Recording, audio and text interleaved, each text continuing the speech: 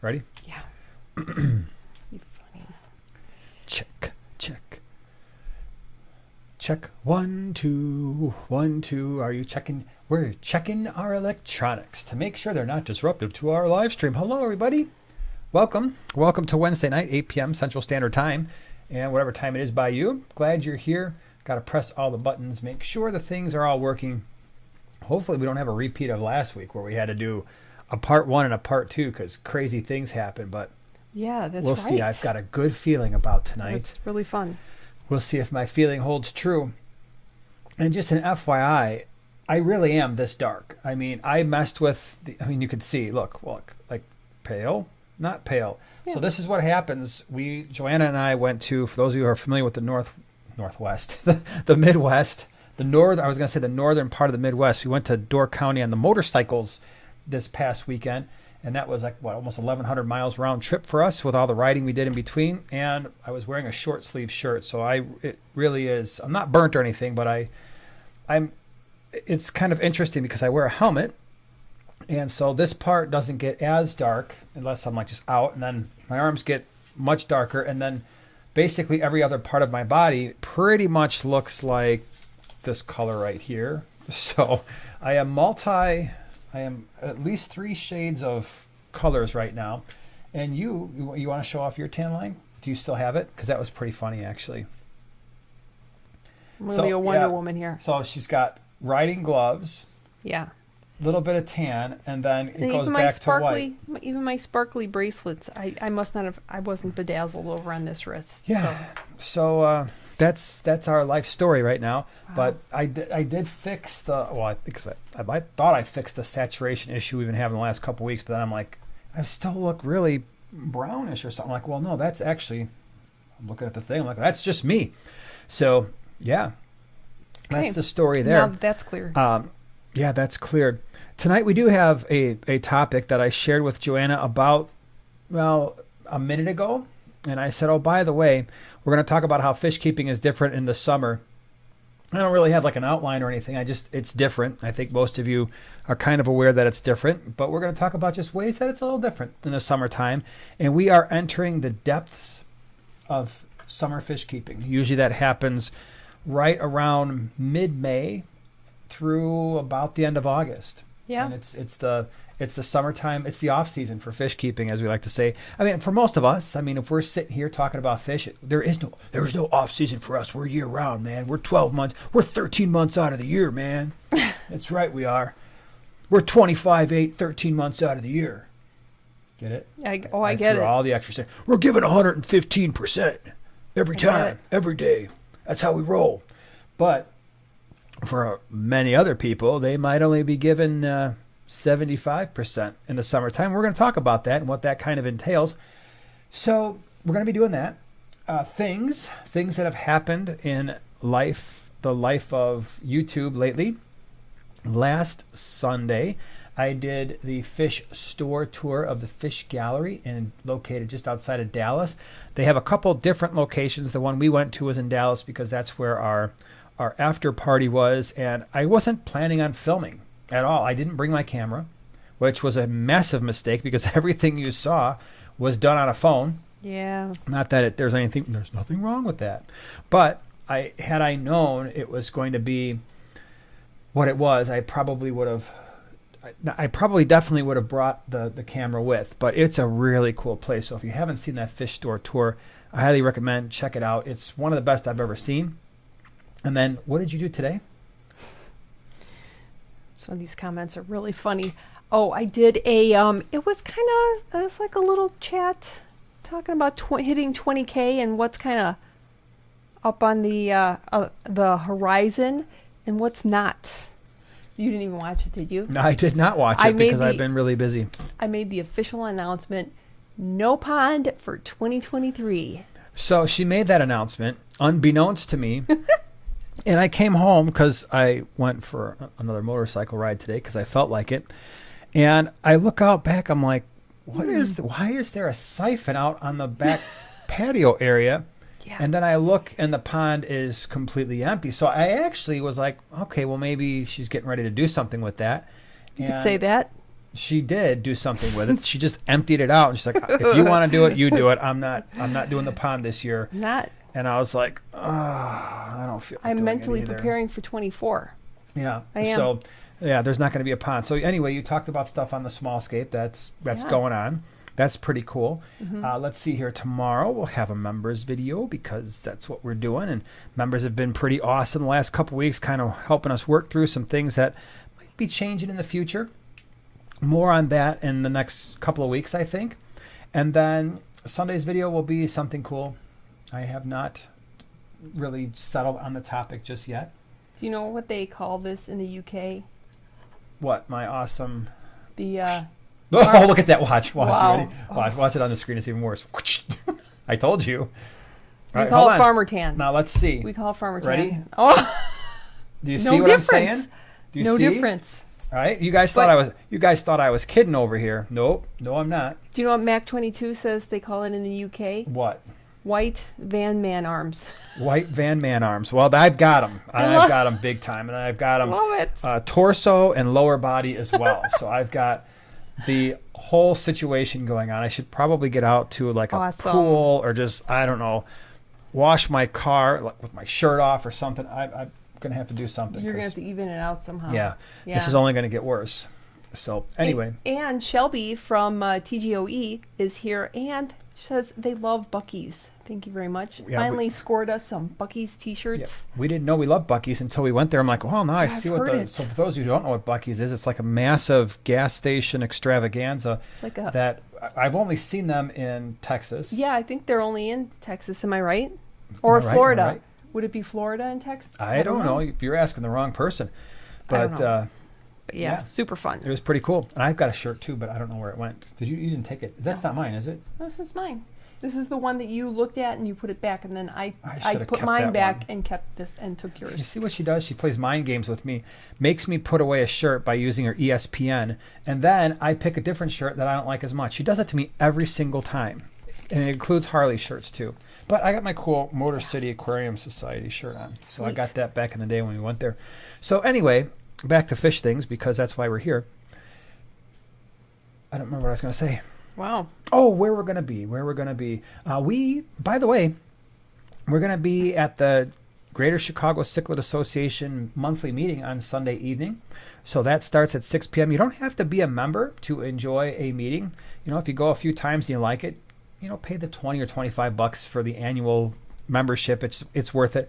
But the reason I mention that is I did put fish available for pre-sale on our website for pickup right before the meeting, so sometime between 5 and 6 p.m. And so that's going to be happening this Sunday. That's especially nice for people who are used to going to the GCCA and the green water is just too far away and they want to hit a meeting anyway. It's at the exact same location. And then there is a green water swap this month. I believe it's the 24th, whatever that, 24th-ish. I think that's a Saturday, right? So that's where we're going to be this month. So, yeah. That's the story there. Do you have anything you'd like to add? Anything that you read that you thought was interesting? Yes.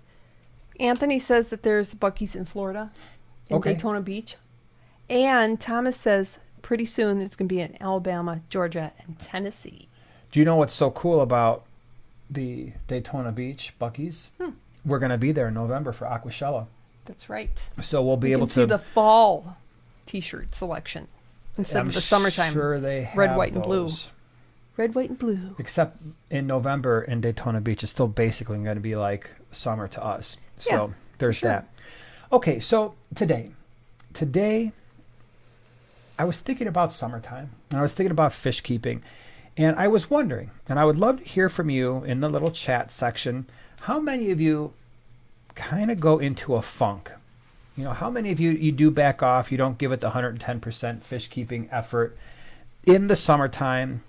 Other things in life just kind of start piling up. So I'll give you an example. I was thinking about this just in the last few weeks and what we've got going on.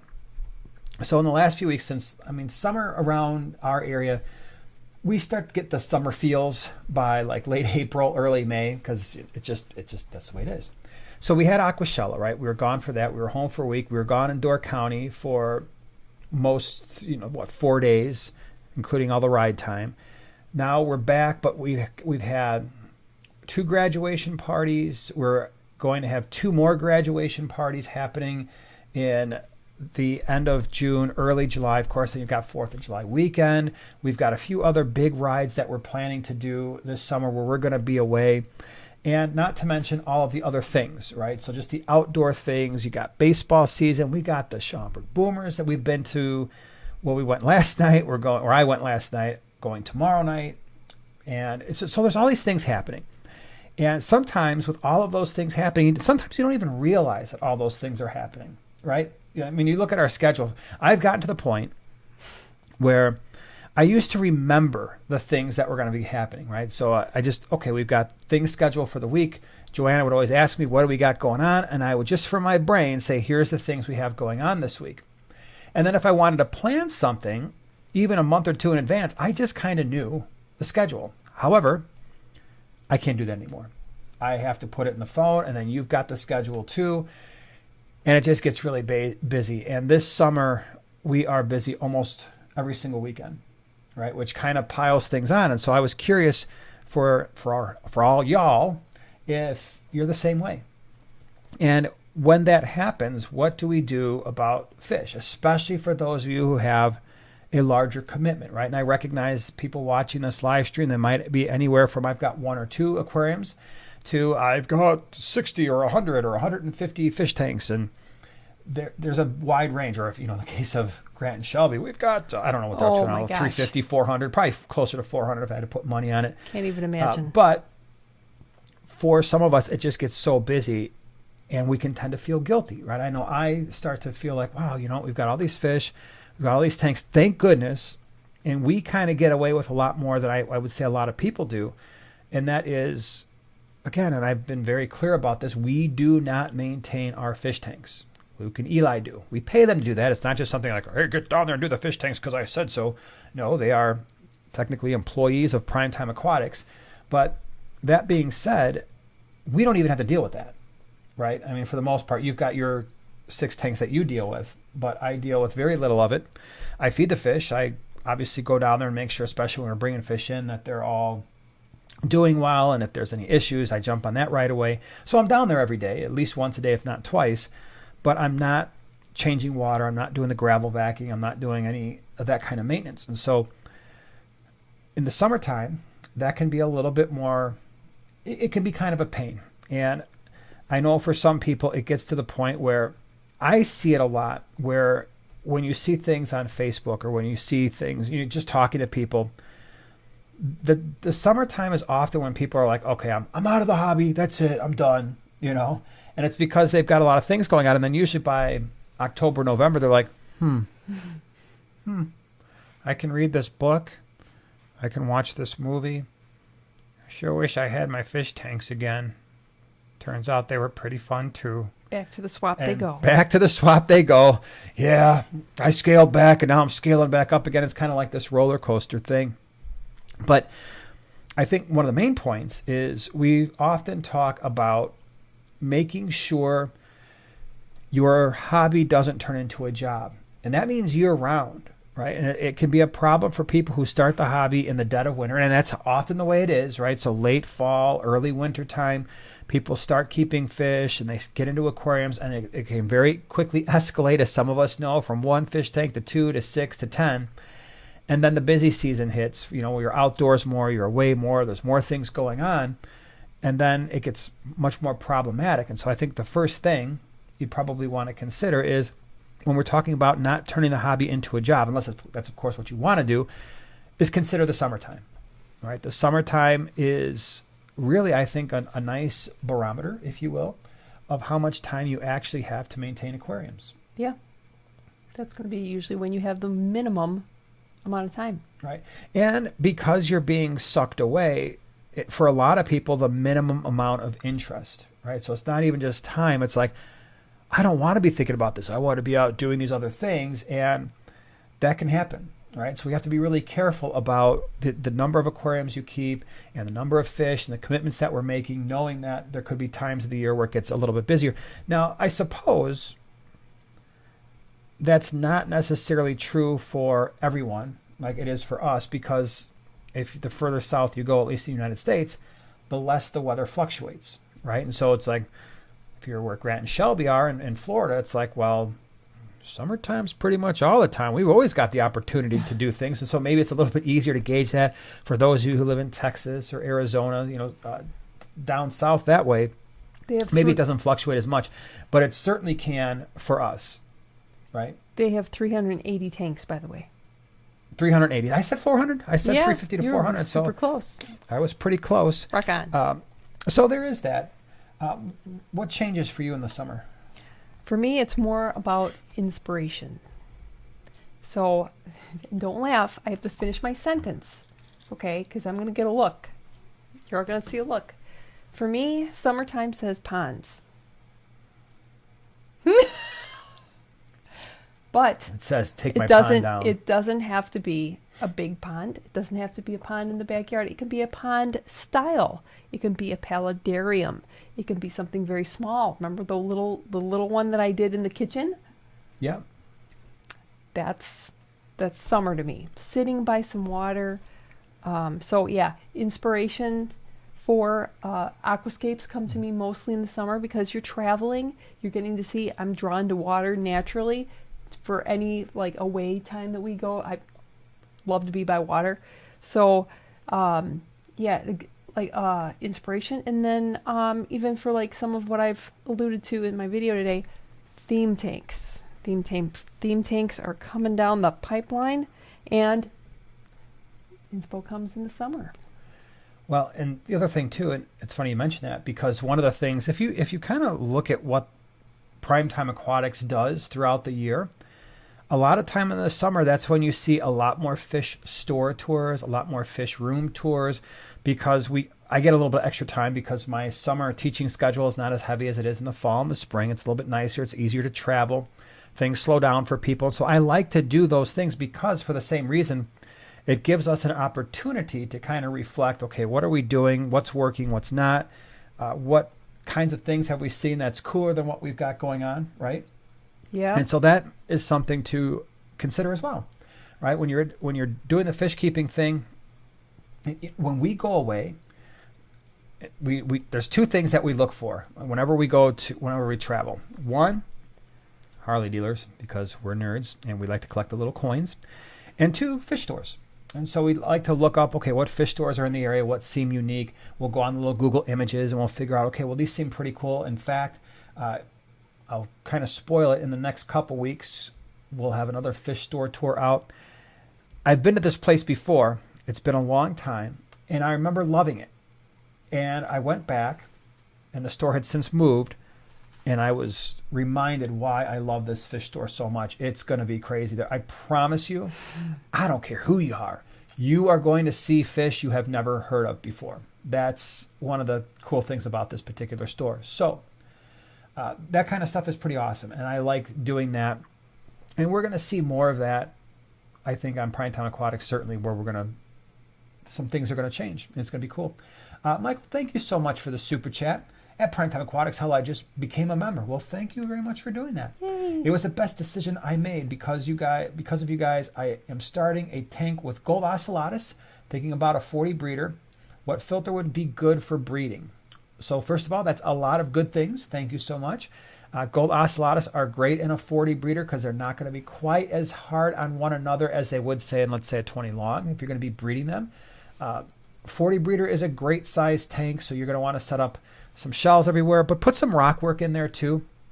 And so maybe you've got some shells on one main corner, you got some rock work, you got some shells in different areas, and rock work, kind of dividing that up. It'll help break up line of sight. It'll make the males feel like they have a territory that they don't have to, and since they can't see some of the other males, they might not spar quite as much, and you might actually wind up with multiple pairs breeding in that 40 breeder. You still are probably going to have to remove some of the fry just to make sure they survive. What I was doing for a while when I was breeding the gold ocellatus is I would just, once I noticed a female in the shell, and you'll get a better feel for this the more you breed them. Once you realize, okay, there's either eggs or a very tiny fry in the shell, I would just take the whole shell out and plop it in a 10-gallon and then let the fry just naturally start emerging from that 10-gallon as they do. So that's great. Now, in terms of the filter, you've got a lot of options there. The big thing is the shell dwellers don't especially the fry, aren't going to be traveling far from the shells at first. So when they're that really small, vulnerable state, obviously sponge filters are the safest way to go whenever you're breeding, okay? Because they're not really all that capable of sucking fry or even shrimplets if you're doing shrimp into the actual filter. So that's always the absolute safest way. However, you could do hang-on back filters provided that you use an intake sponge. And I did a video on that a while back. The only filter when it comes strictly to breeding that maybe I would stay away from is actually one of the filters I like the most, and that's the Seachem Tidal line, and that's because they've got that surface skimmer. Again, the likelihood that fry gets sucked into that surface skimmer, especially shell dweller fry, is pretty minimal. It's I would venture to say it's almost impossible because they don't go to the top of the tank. And by the time they're traveling that far for food, they're large enough to easily swim away from an intake of just about any filter. But you've got your Aqueon Quiet Flows, you've got your Aqua Clears, you've got your Marineland Pros. The big thing is, like I said, get an intake sponge that covers the entire circumference of the actual intake, as well as the bottom part, so it's not just getting sucked in through the water's not getting sucked in through the bottom without any intake sponge being down there. But hang-on back filters are fine. You could do the same thing with a canister filter, although I don't think they're necessary for a 40 breeder, and I personally don't use them, but either one of those things would be a good option. So, but thank you. Well, Cheryl brings up a good point, and I'm sorry to hear this, Cheryl, but gardening, she's been gardening, as we all have, since coming in through the spring and summer, but she's thrown her back out twice. I can hear you there. I have a back that doesn't like me frequently. And so throwing it out twice already in the season, and she's had to been very creative with the water changes because that can really kill your back, especially if you're doing buckets for nano tanks. Yeah, so one of the things I always recommend if people are using buckets, because it's just the way it is, you can get a pond pump of different sizes. I mean, if you're using a small bucket, you have nano tanks, you could use a smaller pump. If you want a gravel vac or do whatever, water change into the bucket and then put a pump in the bucket and have that physically pump the water into a bathtub or a sink, that could be an easy way to go. So, or if you've got larger tanks, you could just put a pump right in the tank itself and suck the water out, do your little bit of gravel vacuum, just make sure there's, it's not so strong that the fish are like, right to the side. But it certainly helps with that. Let's see here. Valleys, man, thank you so much for becoming a prime timer, prime time partner. Appreciate it. Hope you enjoy it. Mm-hmm. I saw a question Legion asked, how do I figure out how much biological filtration I need? That is an outstanding question. Can I spend a couple minutes? Do you have anything you want to say before this is a question I actually want to dive into a little bit because it's a really good one. Oh, somebody mentioned, I think it was posted, 14-gallon Aqueon acrylic tank, just scored it for $50 at Petco. There you go. Oh, that's cool. I think that's one too. That's one of the tanks I really dig. I'm just saying. Great. That's great to hear, Joanna. Okay, so biological filtration, how much do you actually need? Way less than most people realize they need. All right, so when we talked about, or I actually talked about in my presentation, when I did my Aquashella presentation about the myths of fish keeping, and one of the things was a discussion on filtration. I've said this before, so I'll give you an example. First of all, let me back up. There's 3 types of filtration. There's biological, which is the question that you asked. There's mechanical. Mechanical filtration is the ability of a filter to pull stuff out of the water, visible things. And then you've got chemical filtration, and usually that's done using something like, an example would be the activated carbon, where it's actually binding chemicals and prevents that from accumulating in the aquarium. And of course, the biological side that you asked about is basically a filter media's ability to house beneficial bacteria that will convert ammonia to nitrite, nitrite to nitrate, and then you do your water changes to remove the nitrate. So we don't use chemical filtration at all. So we don't use any activated carbon or any purigen. We don't use any of that. Even when we're doing medication, I don't use it to remove the meds. I just water change it out over time. So I don't use any chemical filtration. I'm not saying it's bad. I'm not saying you shouldn't do it. I'm just saying we don't. Okay. In every single case, is that true?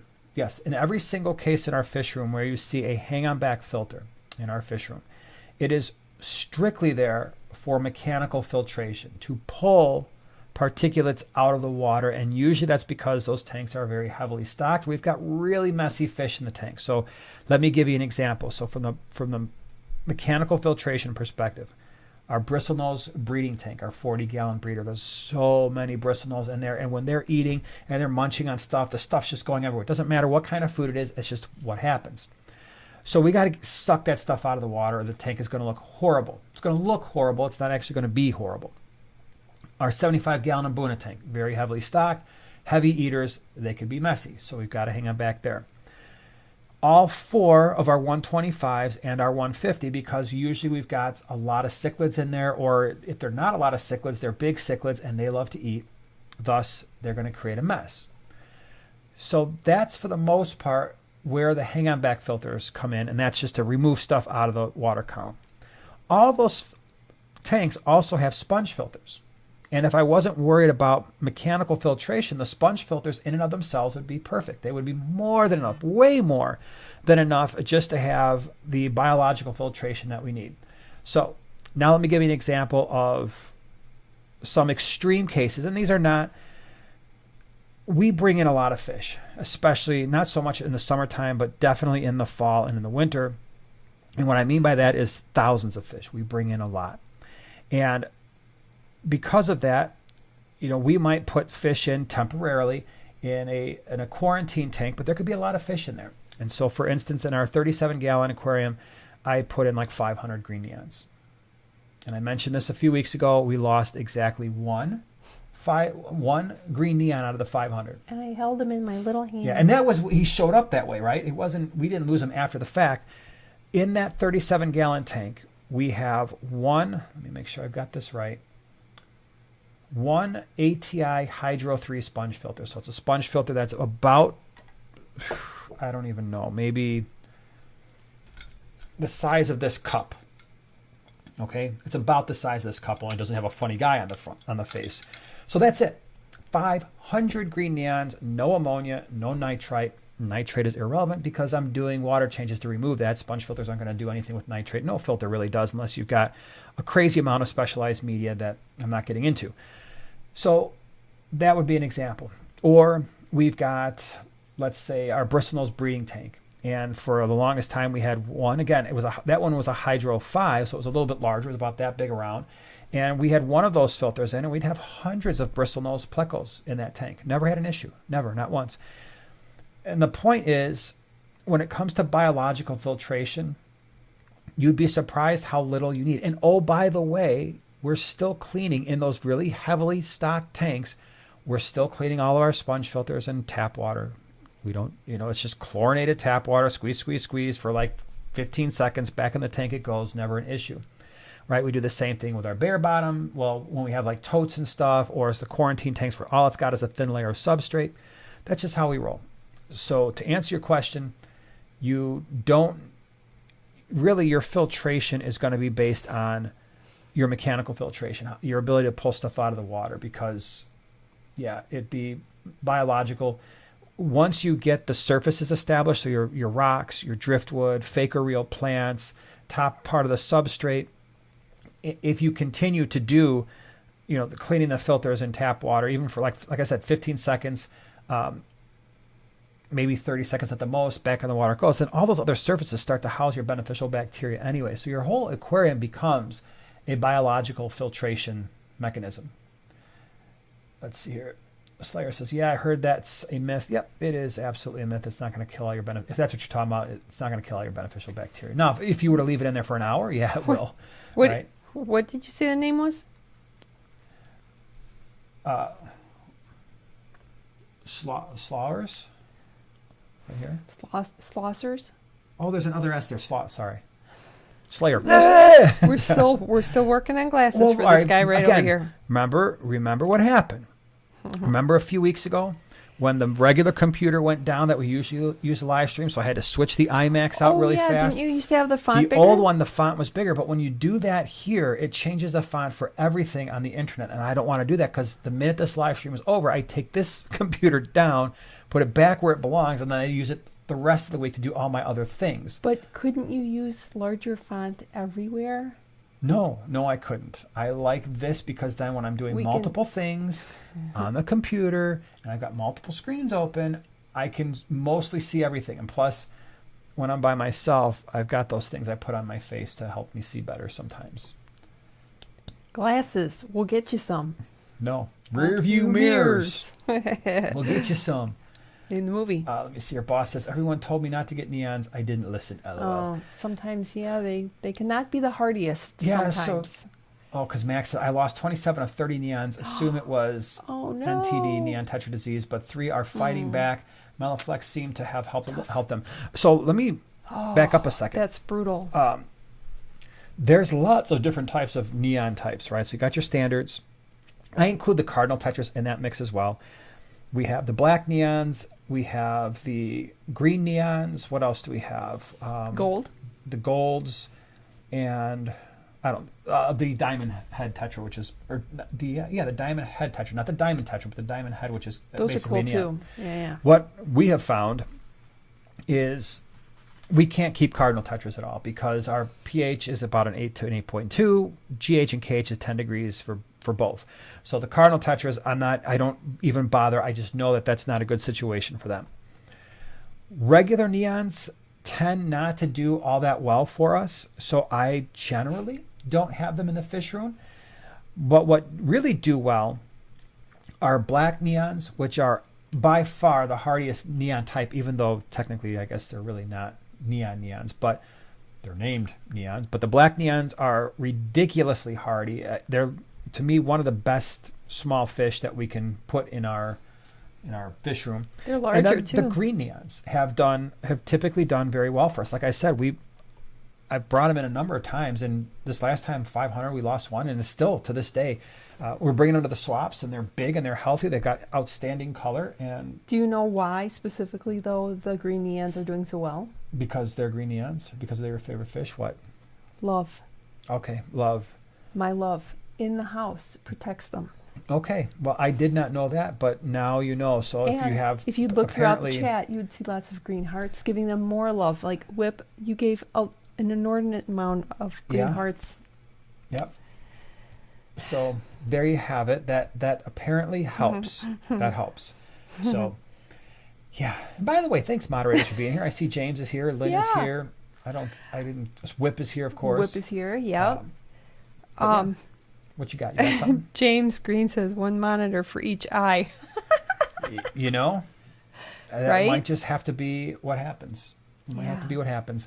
Yeah. By the way, before I forget, I know James mentioned it really early in the live stream. If you have a question, please put the @Primetime Aquatics somewhere in the question, and we will be happy to answer it because yeah, Karen K says, I forgot it was Wednesday. That happens to me a lot in the summertime. It felt like where Tuesday today. I I was get all all me- messed up. I get messed up too. Summertime's mess me up. Yeah. GP, I'm here too. Sweet. Oh my gosh, everybody's piping in now. What's up? What's up, Sharkfin? Chattanooga Ed is here. Yep. Hey, Ed. Let's see here. Dragon says, I also have a partly blind Betta now in a 10-gallon Oh. by herself, but going to set her up in a 3-foot, 23-gallon and scape it Dutch style. Cool. Well, Yeah, we've had some fish. That happens to us. I mean, sometimes fish just with age, they start to lose their eyesight. And it's amazing. They can still use their sense of smell in some cases to find food. But, yeah. I dished out $8 a piece for my Congo tetras, but I heard that's normal range. So here's a funny story. A long time ago, the Congo tetras that are in the 40-gallon breeder that we call the angelfish tank, even though the angelfish aren't in there anymore, I found those at PetSmart one night. They were $3. They were $2.99, and I walked up in there. I think we were getting, I don't know, we weren't even getting fish. I just happened to walk by there because, I mean, if you're into fish, you just want to walk over and be like, okay, what do they got? And there was a bunch of Congo tetras, and I bought them all. I bought all the ones they had because they were $3 a piece. I'm like, I gotta have them. so the ones downstairs are from PetSmart? The ones in the 40, yeah. I mean, I've since brought them in, No kidding. yeah, a few times where I brought in, 100 or 200 or whatever. They're so but pretty. Oh my yeah. gosh, I just love Congo tetras. Yep. And I'm going to do that species profile very soon because I have a very special should. species profile on that one that I want to do. And you still need to do the volcano tetra species profile. I've got to get those fish out of that 20-gallon. Oh, at yeah. some point. Yes, you I do. need to do that. Tom says, I have a 90 gallon and I'm battling reddish algae. Water parameters are where they're supposed to be. What can cause this? So is it the red algae that forms like circles on rocks and the glass and even on the substrate? Because I love that stuff. I don't battle it. First of all, it grows so stinking slow that I don't worry about it.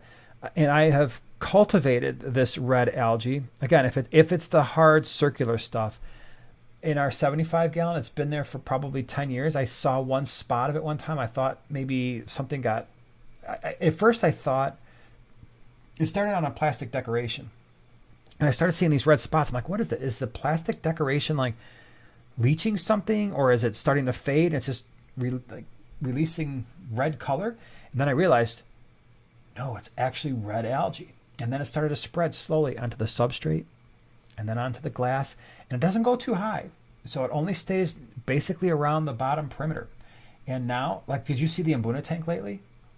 That red algae is all over the Texas Holy Rock. And Yeah, it really is. I love it. I absolutely love it. You can have it. Yeah, it's so Oof. cool. And I keep it.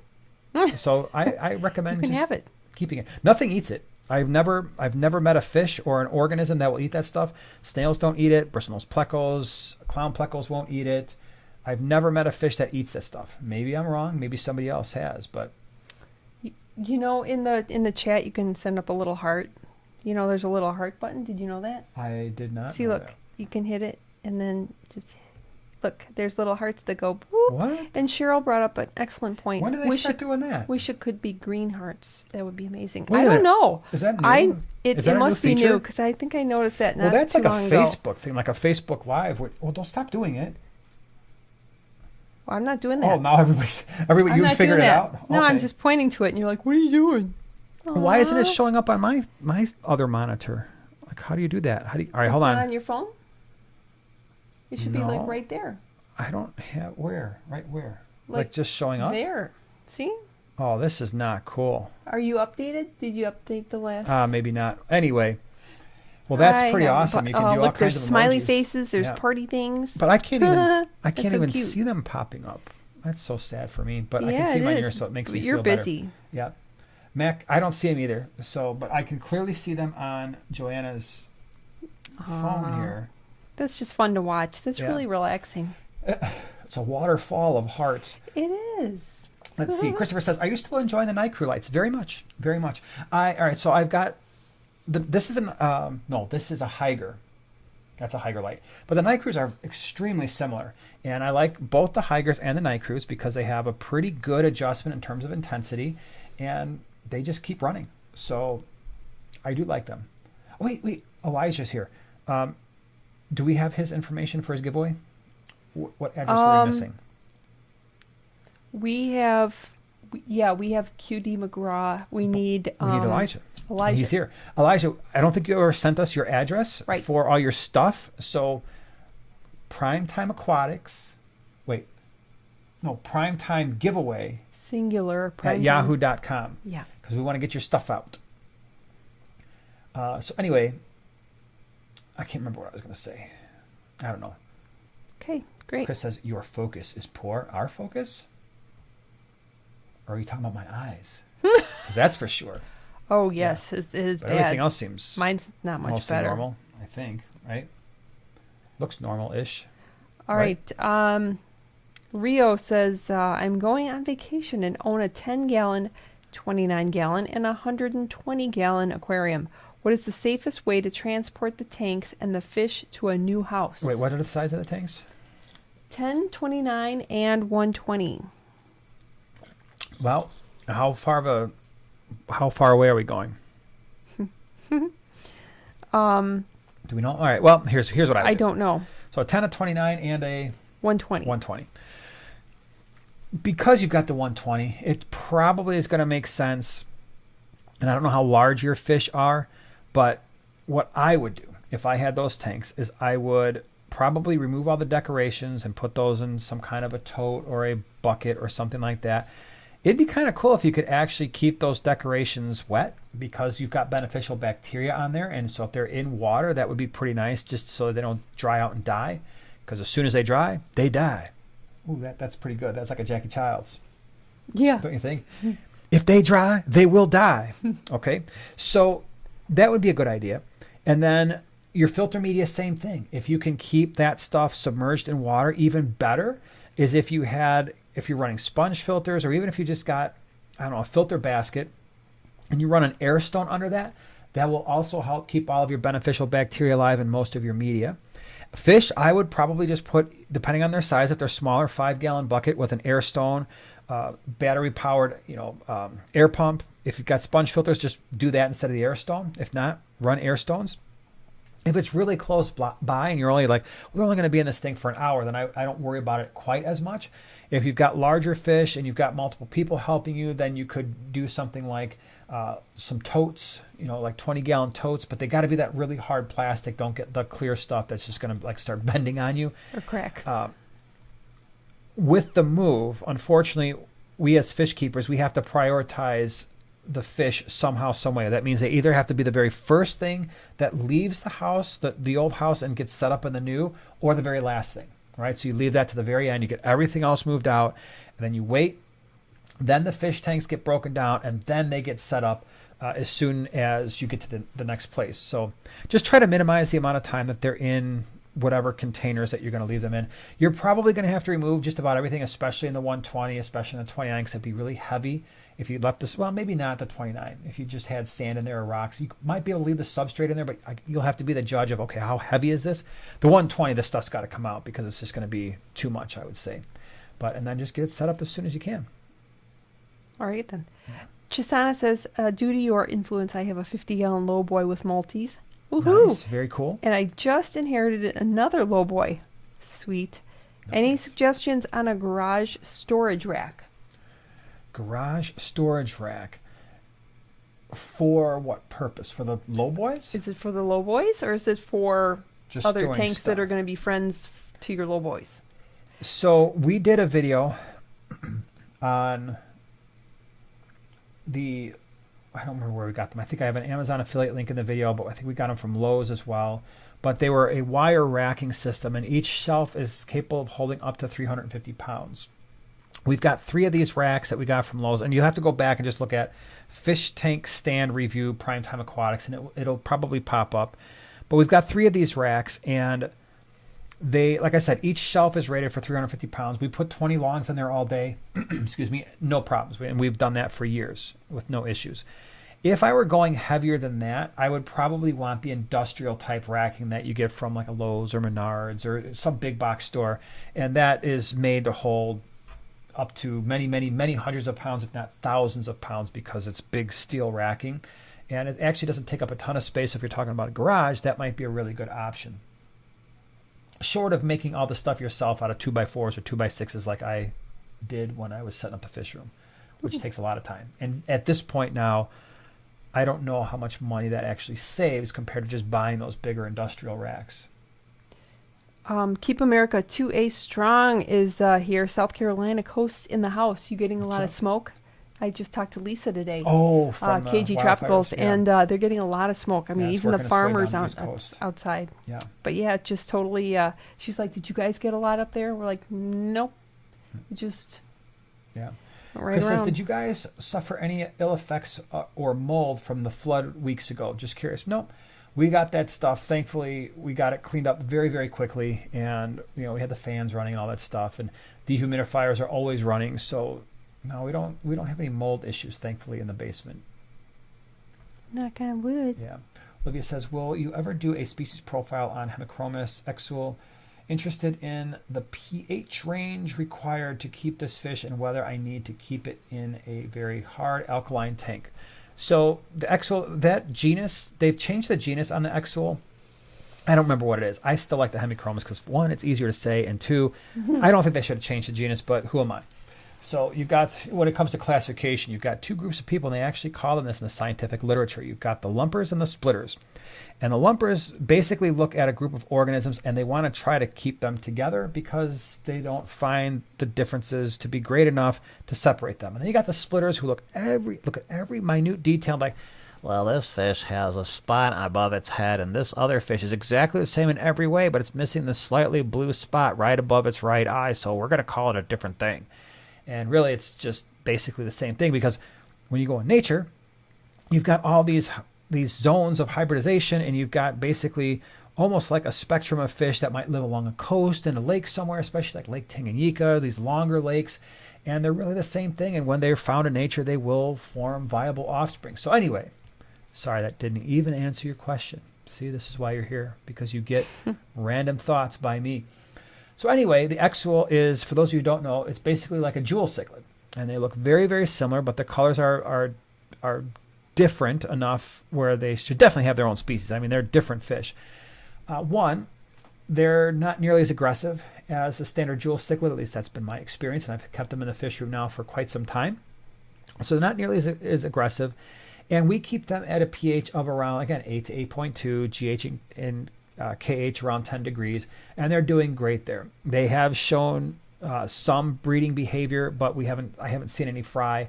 Part of that is we've got a number of bristlenose plecos in that tank, and they're very good when the lights go out and that tank goes completely dark at sneaking in there and eating eggs. And I haven't really tried to go out of my way to breed them, and the reason for that is they are actually very prolific, just as prolific as the standard jewel cichlid. So it doesn't make a lot of sense for me to breed this fish right now, because if I bring it to the swaps, I don't think I'm going to be able to sell them, and I won't be able to get rid of them. And more people in our area, I'm starting to see them pop up at swaps a lot more, and people are starting to, it's kind of like a convict cichlid, like, oh man, we've got these things, how are we going to get rid of them? That being said, they're amazing. They're amazing fish that absolutely, if you haven't kept them and you like that nice red color or the orange that the Exual will get in particular, they're really pretty. So when it comes to keeping them, by the way, you don't have to have super high pH or hard water, because they're not a Rift Lake cichlid. Okay, so I believe they're a West African cichlid, and therefore the pH is going to be closer to around 7. I'm trying to remember, because those fish in particular were discussed at the GCCA meeting. Remember that? A couple months ago? And he talked about the jewels, and he talked about the story behind the Exual, which is pretty interesting, because apparently what happened is somebody discovered that fish and brought it to like a hotel or some kind of like a public pond or something, and chucked him in there, and people were like, what the heck are those? Oh, wow. Remember that? And they actually, that was like the first place where a lot of people discovered them, because it was some really crazy weird story. But anyway, yeah, you don't need super hard water. In fact, you'd be better off if you had a pH closer to neutral, with GH and KH probably in the upper to mid single digits would be perfectly fine. But they do well in hard water as well. Hold on, I missed a couple things. Procedural nodes, thank you so much for becoming a Primate Primetime partner. Appreciate you being here. Hope you enjoy it. And then we got Our Aquatic Universe. Thank you so much for the super chat. When I use my kitchen faucet for water changes, it seems to leave a slight reddish tint in any of my tanks for a few days, just from that faucet only. It's weird. Virginia Beach has that smog too. Well, that's not cool. Bummer. Well, that's usually iron. So I'm curious, is your water well water? Because that would, a higher iron content would be probably more common in well water than it would be in municipal tap water, especially if it's just, coming from groundwater or surface water in particular. But if it's just that faucet? Well, and that would make me also wonder, does that faucet have different pipes? Is it not PVC? Is it some type of different system, or is that faucet really old where it could be leaching something? But the red tint is usually iron. You can test for that, but not always. Kind of like that rust color that you see there. So it could be that. Interesting. Thank you for the super chat. Oh my gosh, Matt22 gifted 5 Primetime memberships. Aww. Thank you so much. Echo Delta. And we got Charles and Fernando and Julie M and Frock. Thank you. Really appreciate it. And now you guys awesome. are here. Hope you love it. All right, let me see here. Wait, there was one that I... Okay. This is from James. When you're seeding a tank with a sponge filter, how do you know that it's ready for fish? You have to use your women's intuition. That's what I do. No, so how do you know it's ready for fish? All right, so hold on, we got to back up here. Seeding a sponge filter in a new tank. Yeah. It's already seeded, or already seeded. Oh, okay. Yeah. Immediately. Yeah. So, and actually, I did a video that's going to be a little bit more comprehensive, and it was basically covering this exact subject. So if you type in, in the YouTube search thing, like sponge filter primetime aquatics, or use filter media primetime aquatics, because it's not just sponge filters that I talk about, the longer video, which is only like 4 or 5 minutes, will come up. But basically, here's the short version of that.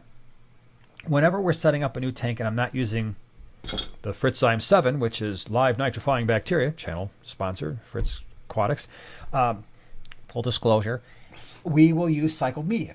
And a sponge filter is a great way to do that. And so basically what I always recommend is, A, make sure whatever media that you're going to use in the new tank has been in the old tank at least 6 weeks.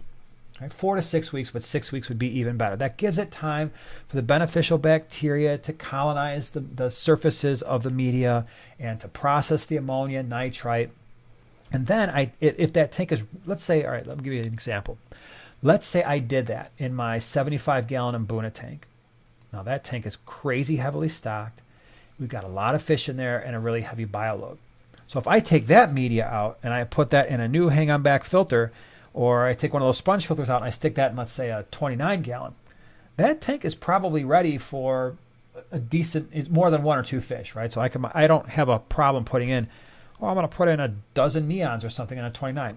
It's going to be fine, because that sponge filter came from, or that filter media in the hang-on back filter came from a very heavily stocked tank.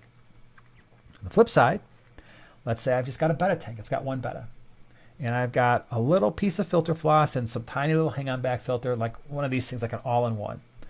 Well, there's basically nothing in these tanks. And I got so many plants in there that they're all competing for the nutrients. So if I was going to take, let's say, filter media out of this tank right here, and I was going to start this tank, which is brand new, there I could still put fish in immediately, but I might only put 1 or 2. Right? Maybe I just put in a couple of, whatever I'm going to put in there eventually, a couple white clouds, or maybe 1 betta. So part of it depends on where the media is coming from and how heavily stocked that tank is. But on the safe side, for anybody who's going to do that, stock the new tank lightly, even when you're using existing media. And that will make sure that you maximize the possibility of success. Do you have something you'd like to share with the class? Sure. Whip brought up a really great story. Everybody gather around. Let's listen to a story by Whip. I thought it deserved a little intro like that. Okay. Where'd it go? Check out Ben Ochart's last video. I gave him a red terror. At my place, it was on natural gravel, and it was pretty, but washed out. Ben put it on black sand, and bam, it was gorgeous. Yeah, we did. We've done a couple videos on that. The very first video I ever did on the subject was like how to make your fish color up. This was probably 4 or 5 years ago. And then we did another video that was specifically why your substrate color matters. I think you and I did that video together maybe a year and a half or 2 years ago. When it comes to fish color, I always tell people, if you're interested in a certain type of fish and you go and you research it, and you're like, wow, that fish is amazing, I want that fish because it's going to look that awesome in my aquarium, pay attention to a couple things. Thing number one is people have a habit of really boosting up the saturation and the vibrance of pictures just to make them more shocking, right? So you got to be aware of that when you're going on Google Images and you're looking at these videos. You're like, wow, that's crazy. So just be aware of that. 2, also be aware, especially if you're dealing with a lot of cichlids or even some community fish, if they're in breeding dress, they're going to show colors while they're breeding that they will not show 90% of the time. If that's not the case, the third thing, and this is the point that I wanted to make because Whip brought up a good point as well, and that is when it comes to fish color, probably the biggest thing besides those that can have an impact is the color of your substrate and the color of the background of your aquarium. When the substrate is light, when there is no background or the background is very light, your fish are going to take on lighter coloration. Now, sometimes that's good. That's what you want. I have found the vast majority of the fish that we keep and have ever kept look best on a black substrate with a black background. That's why most of the fish room looks like that. So you mentioned, what was it, red terror? Mm-hmm. A really good example is our Geophagus. Geophagus, to me, if you really want them to pop and you really want them to show that really awesome blue and the reds and the orange, black substrate, black background. The Geophagus alterfrons we have in the 150 actually showed much better color when we had the blue and black gravel in that tank. Much better color. When we switched it to a more natural tan substrate, we still kept the background black. It lightened up. It still looks fantastic, but it doesn't look the way that it once did. And so one of the biggest things you can do if you really want your fish to color up nicely is pay attention to the substrate and the background when you're looking at pictures. And because if you've got something different, the fish are always trying to blend as best they can to the best of their ability with the substrate and their surroundings. Some fish, they don't change colors, but others, it can be very, very dramatic. I have a question. So are there any fish that would look better on a lighter colored? Yes. Most Lake Tanganyika cichlids, in my opinion, look better on a lighter colored substrate, the exception being Neolamproblagus similis. I like them on a dark substrate. So definitely. Imbuna can look really nice on either. They tend not to change color. So the African cichlids, the Imbuna group, they tend to basically hold whatever color that they have. For the most part, there are some exceptions, but a lot of them, they don't change. So that's a preference thing. What else on a lighter substrate? What darkens? There's a lot of fish that the rainbow cichlids. So that was the opposite, where we had them on a light and they looked really great. They had the yellows and some orange in their belly, and then we threw them in the 125 with the black substrate and they just muddied up, right? And they'll just get really severums. That's another one. We had a green severum in a 75, and green severums are actually really pretty when they're kept on a very, very light substrate, and they've got the barring and everything. The minute you put them on a black substrate, they just go all mostly like brown, and I'm like, oh man. What happened to my So there's a lot of fish. Yeah, there's a lot of fish that look good on a lighter substrate, and we do have a decent number of tanks with light substrate, but it's still a dark background. That kind of gives us a compromise in some ways. And then of course, if you because there are some scapes coming up where I really want a certain biotope look, but knowing that if it's a specific biotope, it's frequently going to be a lighter colored substrate, and you may have some, you may have to give up some stuff with the fish. The fish won't be popping. And that's part of our decision-making process when we're setting up a tank, especially in the fish room. Joanna always asks, what fish are going in here? And I will tell her, I always tell you, this is the color substrate I need for these fish, so she knows what she's working with. Emma, you bring up a good point too. My cherry barbs look great on a white sand. Yeah, those would look really, really great. Not only that, but shrimp. I've made the mistake. Yeah. I got all these black rose shrimp one time. I told the story before, and I stuck them in a 10-gallon just because I wasn't sure where we were going to put them, so I put them in one of the 10-gallon quarantine tanks with black gravel. Never saw them again. It was just like, wow, that was a great idea.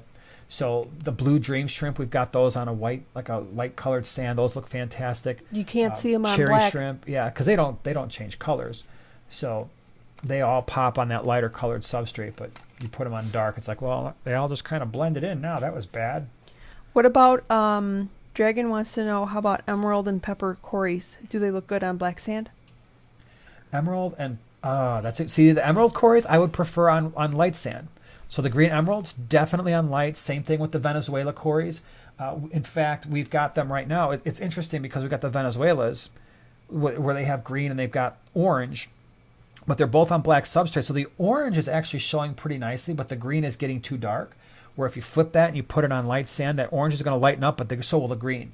But yeah, for the emeralds, definitely lighter. The peppered cories, they would look good on either one. I would probably prefer them on black, the peppers, but the emeralds on white. It's a great question. That was a good one. You were thinking. Hold on. I just lost my stuff here. DJ, thank you so much for the super chat. Appreciate it. Hey, Jason, I'm thinking of making plant tablets using compost. As a microbiologist, what do you think? Never tried it. I would think it would... What do I think about that? I don't know what you're going to be introducing into the tank doing that. I really don't, because are you... I don't know. For me personally, I don't know if I would do that. I think I would probably just stick with, because what is that stuff that we use? Osmocote. Osmocote Plus. It's got to be Osmocote Plus, because that's so cheap, and I know it works. I probably would just, for me personally, stick with that, because you can get like a 4-pound bag and the stuff's gonna last you years and years and years and years. Where with the compost, I don't know if there's a possibility that you're going to introduce something into the tank that could cause big problems, because you've got a much more dynamic thing going on there. And the nice thing about, in theory, it's like, well, they're both supplying the nutrients that the plants need. That's true, but compost is a living thing, right? I mean, it's you've got all these microbes in there, you've got all these organisms that are breaking stuff down. Where with the stuff like the Osmocote or just your store-bought, whether it's whatever type of root tabs you're using, that is basically not alive. There's no living stuff in there that's going to potentially wreak havoc on an aquatic environment. But I don't know. I've never tried it. Might be fine, but I personally won't take the chance. GP says, recommendations for plants that are red in color that don't require CO2. I only know of one. Well, Ludwigia. That wasn't the one I was thinking. Crips. Your red crips still look pretty red-ish. They're called red. To me, they're like a deep kind of purple burgundy-ish. But if you're looking Ron for Burgundy? The Budded Baxter on a bridge. I'm in a glass cage of emotion. Sorry. Also, what is it? Rotella, rotundifolia, like the ends. Even for me, the tops will turn a little bit red. I will get a little bit of red color, and I don't run highlight or CO2. But Ludwigia, I think, is probably your best bet. Anybody? Do the crips. Do the red crips too, just for fun. Sure. They're not going to be as red. And let's be clear. If you really want the popping red colors, the CO2 and the addition of iron and really getting those plants' metabolism up and running like crazy, there's not a lot of substitute for that. If anybody else has kept like some crazy red plants without CO2, feel free to pipe in besides the ones we've already mentioned. Ooh, good question here. You guys are bringing the good questions tonight. I'm very proud of you. Chris, do all tetras fit nip? I got a single koi angelfish, but I would like a tetra, maybe green neons, but I want to keep my boys' fins safe. No, I've found that there's a lot of tetras that don't fin nip. I think your green neons would be fine. The one thing, it's a koi angelfish, most likely then it's not a veil tail, because those are really, really unusual. So if it's a standard, I worry even less about it, but the tetras that tend to nip are like your Buenos Aires. Those guys, Buenos Aires tetras are very much fin nippers. Sometimes your skirt tetras, your phantom tetras can be a little bit fin nippy. What else? Serpes every once in a while, bleeding hearts. So some of those larger tetras especially could be fin nippers. But once you get into like the neon varieties, I personally have not found them to be fin nippy. We've kept them with bettas and all kinds of stuff. Now, of course, you never know what's going to happen. But yeah, all your neons I think would be relatively safe. What else? Ember tetras would probably be, although those would be a little bit small. They are a little yeah, small. maybe not. Maybe that's not a good idea with a full-grown angelfish, because that full-grown angelfish would probably start eating the embers at some point. If it's a smaller angelfish, it would take a while, but eventually, a full-grown angelfish with, full-grown neons. I mean, if you get them to full-grown, they're probably going to be okay. Rominos tetras would be another one that you could consider. What else? I like they're really super expensive, but the red cherry tetra, I did a species profile on that fish. Haven't found them to be overly fin nippy either. If you're looking for something besides tetras, snakeskin barbs. We keep those with all kinds of different types of fish. And for a barb, just like the cherry barbs, I don't find those to be particularly fin nippy. Dragon, thank you so much for becoming a prime timer. Appreciate it. Glad you're here. Woohoo. All right, let me see. I lost it. James says, gotta go. Well, thanks for being here, man. Appreciate it. Yeah, thanks, James. Yep. Amanda says, hi, Whip. I'm out of lurk mode for a change. Well, glad to see it. Welcome to the light. Yep. Chili raspboras, like chili raspboras, but they're too small for an angelfish, they'd probably get munched on. Harlequin rasboras. Hold on. So Go Brickley says, can Harlequin rasboras go with my Congo tetras and electric blue acara? Personality-wise, aggression-wise, you're not going to have any issues. The only thing you may wind up having is when the electric blue acara becomes full-grown, you might see some of those Harlequin rasboras go missing because they don't get very large. And the electric blue acara do not go out of their way to eat other fish, but I could see a full-grown 6-inch electric blue acara just being like, man, I'm hungry. She forgot to feed me, or he forgot to feed me, and I think I'm hungry. And next thing you know, you're like, man, I thought I had 8 of those Harlequin rasboras. Why are there only 7? And a month later, you're like, now I got 6. Are they dying? Where are they going? Electric blue acara is just like, nothing to see here. I know my belly's a little bit big, but I didn't do anything unnatural. It was perfectly natural. Get it? Oh, I get it. Cycle of life. She says, you guys made me want rummy nose rasboras, but we can't get them at any stores in our area. They're more common than they used to be. You know, a couple of years ago, they were actually somewhat like, wow, oh my gosh, look, there they are. But they're becoming a little bit more common. I would say if you've got a local store that orders from a wholesaler, or they're just importing the fish, be like, hey man, rummy nose rasboras, let's go, because they're readily available at this point. I mean, they're easy to get. If a customer were to ask for them, they should have no problem being able to source the rummy nose rasboras. Yeah, so start pestering somebody. You might wind up with all males, because for a while when I would, bring them in, that was all we were getting were just males, which is cool because the males have got all the color. Females aren't bad looking, but the males have got like the orange head and the blue body with the orange tips to the fins. And the females tend to be a little bit more greenish, but you should be able to talk to somebody if you've got a pet store and be like, hey man, hook me up. And they should be able to do that. Now, I don't know about the cost, because sometimes when pet stores bring something in that they think is unusual, they might start messing around and be like, okay, but they're $12 a piece. You're like, really? Seriously? But yeah. Here's a question from Chris. Best line of sight hardscape for cichlids for the security zone. The question comes up on forums. Best line of sight hardscape. So you're breaking up line of sight. It depends on the size of the tank. Anything that literally anything that breaks up line of sight.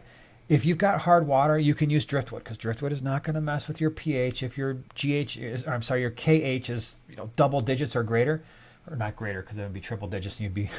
I just put them in some paste. hey, what's your KH? It's 140. Well, what's that look like? You see this bucket of paste right here? That's my water. Oh my God. So anyway, if you've got double-digit KH, you can put driftwood in there as a line of sight breakup. I know it's not a biotope. Oh my gosh, I got African cichlids and driftwood. You just broke all the rules. You could use the Texas Holy Rock. You could use, I guess, lava rock. That's not going to mess with your pH either, but it's not. I don't know. I'm not a huge fan of lava rock because stuff gets caught in there. You can use fake plastic caves if you want to. So you've got all the options. If you're actually running KH that's pretty high, you got anything? No, it'll add up depending on the size of tank that you have. If you're using, Dragonstone, Surrey Stone, that'll add up pretty quick if you're paying. And the Dragon, actually, that's a good point. The Dragonstone is actually fairly light. So that when I was thinking rock, I was thinking what's light, right? Because you don't want to be piling up a big, huge pile of rocks in the center. I mean, I like to pile up rocks in the center of a tank. You do. But you also don't want to be doing like, oh, I've got all this river rock. Let me just pile this big thing over here. And next thing you're like, why is my tank leaking from the middle? Right? I hear water running. Are you doing a water change? Oh, worst sound. Yeah, that is the worst sound. So, but I think the Dragonstone is a lighter, or what's lighter, Dragonstone or Savory? The Dragonstone, right? That tends to be a little bit lighter. Yes. Yeah. So, but anything that does exactly what it's, breaks up the line of sight so your fish are not. To me, driftwood is one of the easiest, because you can get big pieces of driftwood that don't get super heavy, and you can move that stuff around a little bit easier. And then if my driftwood fell down on my tank, you don't have to worry about cracking the bottom of the glass or anything like that.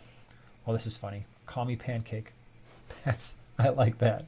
First time I Pancake. ever got to catch you live. Well, I'm glad you're here. Call me Pancake. Yeah. That name just puts a smile on my face. That's funny. Hey, why don't you tell everybody like what kind of pancakes you had this last weekend? Oh, in Door County. Has anybody ever had Swedish pancakes? Has I had them, and I was excited. Al Johnson's in Sister Bay, Yeah, Door County. So first of all, the restaurant is outstanding Yeah. overall. But I'd never had Swedish pancakes. I'm only used to regular old fluffy pancakes. And the ones I got were kind of chewy. And they were thin and chewy. So I wasn't used to He them. was confused, but you were happy you got your Oh my gosh. Oh, Call me what? Pancake Swedish at Al Johnson. I'm only a half hour away. What? We Holy probably cow. rode right by your house. Yep. You're Yep. so lucky. It's so beautiful there. I finally made it to infamous Look, it Door says County. Swedish pancakes with Swedish pancakes with Swedish fish inside. I had Swedish meatballs. Those are very good. I Yes. ate those. I ate the heck out of those. I like them. Let's see here. Hold on. I lost a question. Oh, near Green Bay. Cool. Yep. Suggestion for substrate color for emerald cories and brilliant green rasboras. All right, so we got emerald cories. So again, we would probably lean lighter with the emerald cories because that would brighten up a little bit, show better color. Because when you put those emerald cories on dark substrate, they almost get like a brown color, which is not ideal because you usually want them to show a little bit more green, right? And the brilliant green rasbora, they're fine on either one. So yeah, go light. Go light with those because the brilliant green rasboras are still going to show their amazing greenish color with that yellow stripe and the red fins, like the red tips of the fins. I'd go lighter with that combo. I like it. Yes, Cheryl, the goats were there. We saw the goats. The goats were on the roof. Did we? Wait, that was the place that we ate. Yeah. Yeah. Yep, that was cool. Mm-hmm.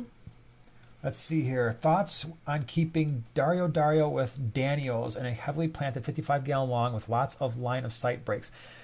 It'll be fine. It's a big tank. I don't think they're going to interact with one another. The Dario are going to stay very, very low. Hidden. Very hidden.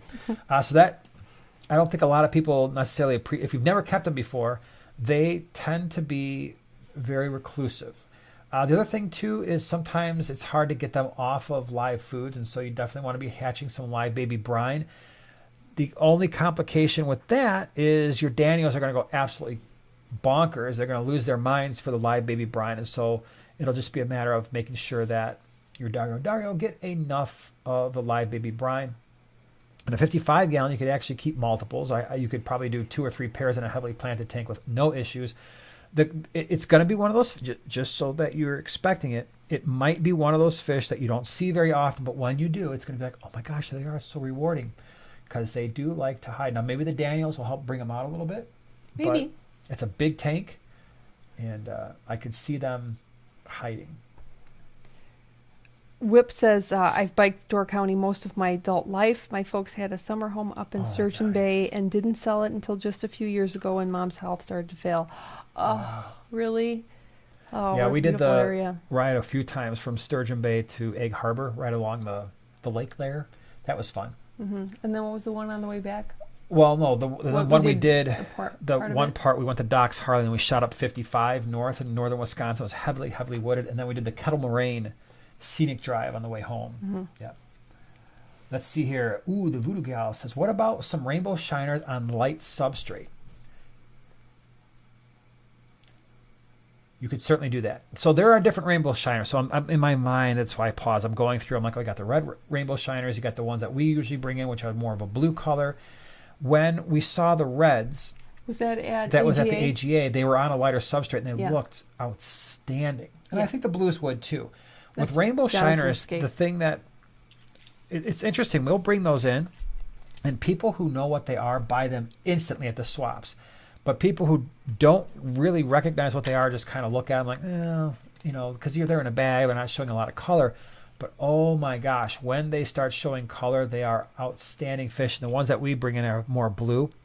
And if you ever see them in sunlight, I don't keep fish tanks in direct sunlight because it's hard to manage the algae, but I've seen rainbow shiners where the light is shining on that tank. You can't get that color from a fish tank light. because the light's kind of coming through on an angle. Holy cow.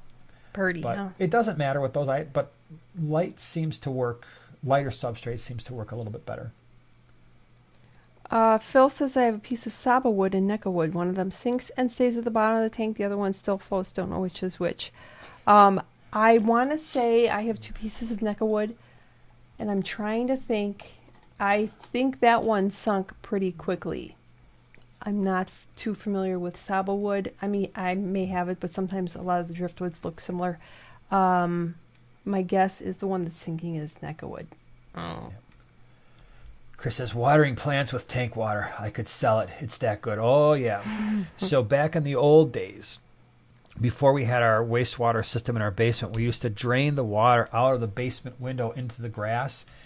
And it was funny because there would be this streak of backyard grass that was always growing twice as fast as the rest. Yeah, it's good stuff. Very good stuff. Any kind of plants. I know a lot of people use the fish tank water and water their plants and stuff. It's good. Yep. Okay, hold on. I saw other things. Joseph says, I just bought 2 female bettas. How will I know when it's time to breed them? Usually they start looking a little full in their midsection. If they're young, you're probably going to have to still give them at least 6 months or so. Typically what happens, and I'm not an expert betta breeder because it's not something that I do. Probably if you're interested in breeding bettas, Creative Pet Keeping back in the day a few years ago did an entire series on it. Simply Betta also did a series on breeding bettas. So they would probably be able to fill in the details a heck of a lot more than I would. But usually if you're getting store-bought bettas that are in a cup and they're usually actually on the younger side, it might take 6 months or so before they kind of plump up a little bit. And then it's to throw the male in there, see if he builds the bubble nest. If they do the thing, get the female out again right away. Or just watch them. It's not something where once you make that decision to put them together, you pretty much have to watch them like a hawk. So this is something you're going to want to do when you've got a weekend off or something. You throw the male in there on a Saturday morning and like, okay, now I got to pretty much watch these two, because if the female's not ready to breed, he's going to kill her. And it's going to happen fast. So you're going to want to get that fish out of there before that happens. Aquatics Idiotic says, can I use Florida crushed coral substrate in a freshwater aquarium? Yes, you can use crushed coral in a freshwater aquarium. I've done it many a times, and that will often boost water hardness. You don't have to use it you don't have to use it as the only substrate. You can use it as a base layer and cap it with sand if you want to do that too, because sometimes that crushed coral can be a little bit sharp, and so you want to be careful if you've got cory cats or loaches or something that's going to be on the bottom a lot, because it might get a little scraped off if it's the sharper kind.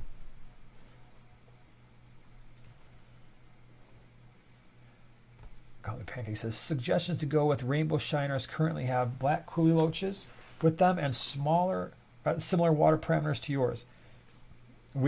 If you've got similar water parameters to mine, I mean, most of your community fish are fine. You've got guppies, and you've got mollies, and you've got platies as your live bearers, tiger limia, bristlenose plecos, pretty much any type of cory cat, for the most part.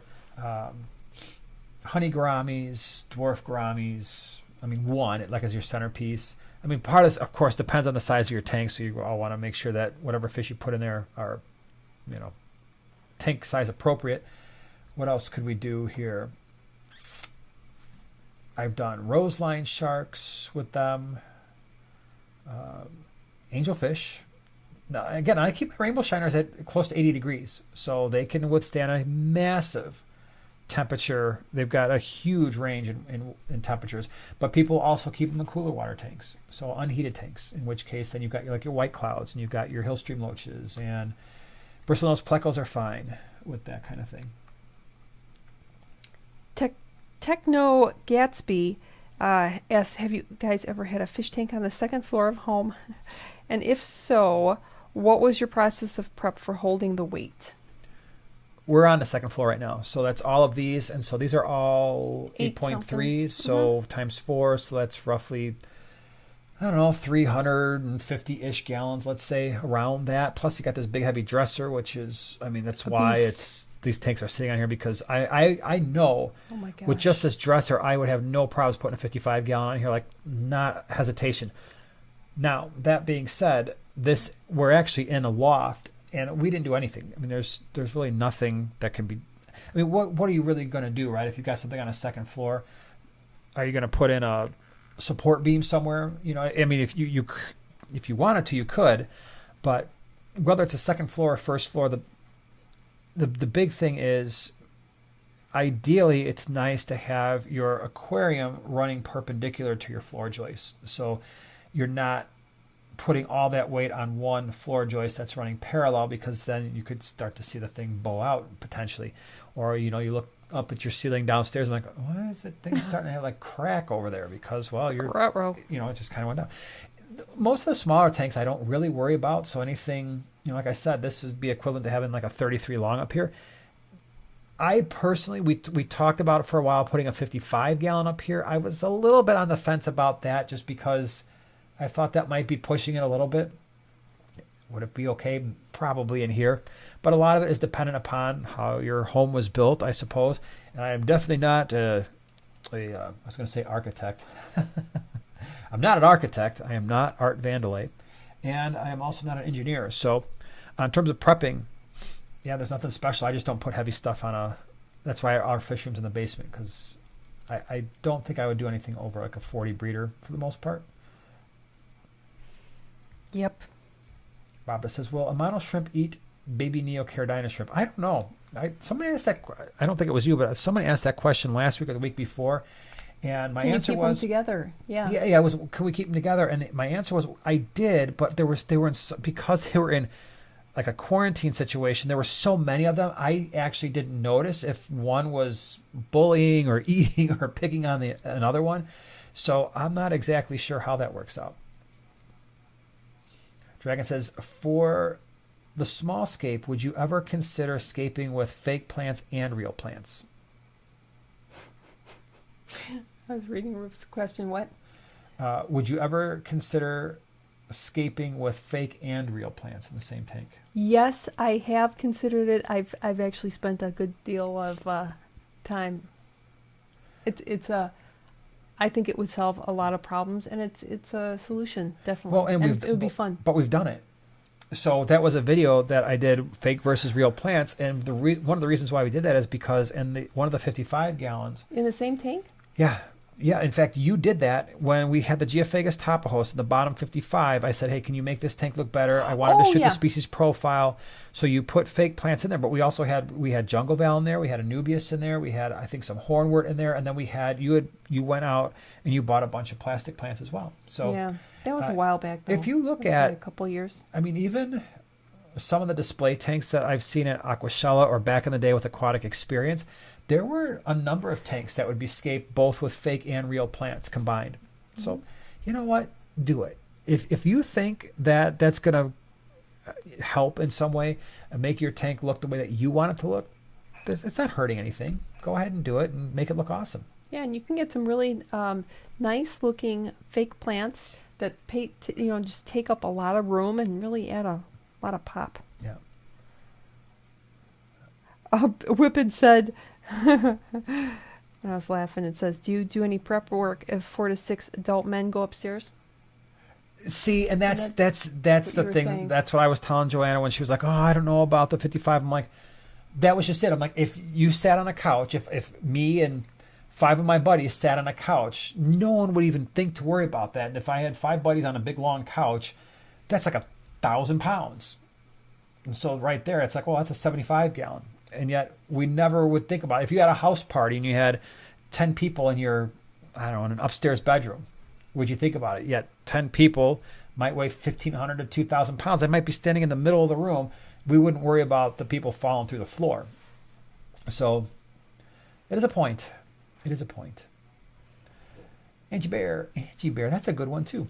Any thoughts on bamboo shrimp? Just started keeping, have 2 in my 50 gallons. Should I be doing something special? Was an impulse buy after but they are so cool. They are so cool. Hi, yeah, Angie. But they creep me out, man. The bamboo shrimp. Well, yeah. Because they crawl on you. But what are the ones flower? The ones that have or is that the a type of bamboo shrimp? Or Well, what are no.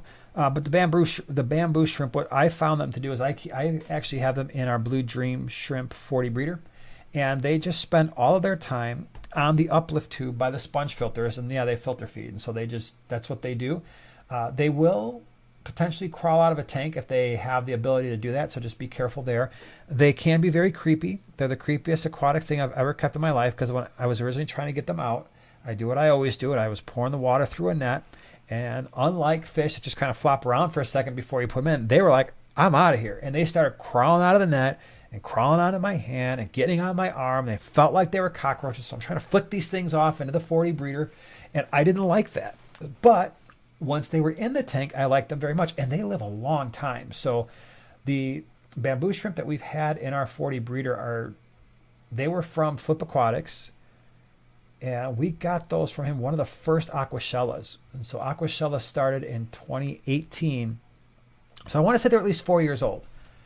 So, but nothing special. I don't do anything with them. I don't there's no reason to feed them because they're feeding out of the water column. So they seem to be doing okay because they've lived a long time. Yeah, creepy. I call them water cockroaches. Man. Angie says, I appreciate their creepiness.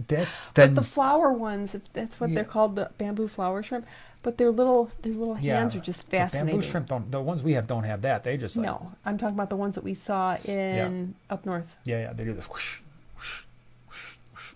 That's what they do. Constantly waving high. Love them. Dragon says, FYI, the silicone fake plants, the fish love them. Have them in the quarantine tank and in the blind bettas tank. That's cool. I'm curious, how long have you had them? Because back a long time ago, this is going back maybe, got to be at least 10, maybe 15 years, we got some silk plants from one of the big box stores, and I put them in a 75-gallon tank. They didn't even last a year before they started to tear and they started to fade. I suspect they're better quality now, and maybe it's just where we bought them from or that was that particular brand, but they literally started to tear apart, and we had to pull them after about, I don't even think they made it a year. So I've been a little bit hesitant to do that again. Max says, with the small scape having 20K now, are we likely to see some crossover live streams?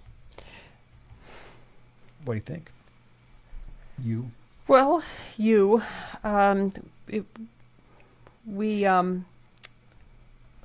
So yes, but probably not until the fall, because like we started to talk about for the summertime and having the summertime busy times and being in the off season, we probably won't start a Saturday stream again until it's something we could do, and we've always wanted to try to do at least one a month on your channel. We haven't gotten to it yet, but I could see that happening probably September, October. Would you think? Maybe. I suppose if we have to wait that long. But yeah, it's really tough in the summer to get a Saturday morning, especially since we still do swap. Oh my gosh! Yeah, and those swaps are all falling on Saturdays now. The green water ones, yeah. So. Yeah, there's always something going on. Yeah.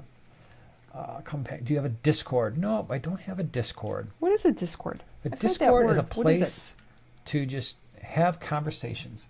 So what was really cool is one of my students one time, she started up a Discord for the class, and they all Discorded there. They had their little conversations. So it's like a chat? Kind of like it's like, I'm not an expert on Discord because I've never actually been part of one. Yeah. It's basically a place to hang out. It's almost like a forum, right? Kind of like a forum. Oh, that's cool. Holy cow. All right, everybody. It's probably about time to wrap this bad boy up because, it's getting to be about that time.